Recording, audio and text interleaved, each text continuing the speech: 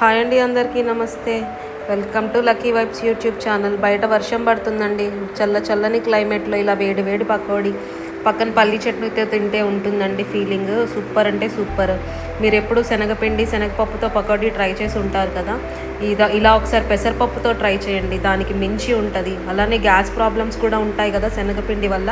So పెసరపప్పుతో try చేయండి. టేస్ట్కి taste, హెల్త్కి హెల్త్. ఒక 3 hours పప్పు నానబెట్టుకొని మిక్సీ చేసేసుకొని ఉల్లిపాయ ముక్కలు, పచ్చిమిరపకాయ ముక్కలు, అల్లం ముక్కలు వేసుకొని రుచికి సరిపడా సాల్ట్ వేసుకొని పిండిలో బాగా కలిపేసుకొని తర్వాత కడాయి పెట్టుకొని డీప్ ఫ్రైకి సరిపడా ఆయిల్ వేసుకొని ఆయిల్ వేడయ్యాక పకోడీలు వేసేసుకుంటే సూపర్ అంటే సూపర్గా ఉండే పెసరపప్పు పకోడీ రెడీ అయిపోతుందండి. టేస్ట్కి టేస్ట్, హెల్త్కి హెల్త్ రెండు వస్తాయి. మీ ఇంట్లో డిన్నర్ స్పెషల్ ఏంటో కమెంట్ చేయండి. మా ఇంట్లో డిన్నర్ అయితే ఇవాళ ఇదేనండి, పెసరపప్పు పకోడీ. బాగా ఫ్రై అయ్యేదాకా ఫ్రై చేసుకొని తీసేయండి. మీడియం ఫ్లేమ్లో చేసుకోండి.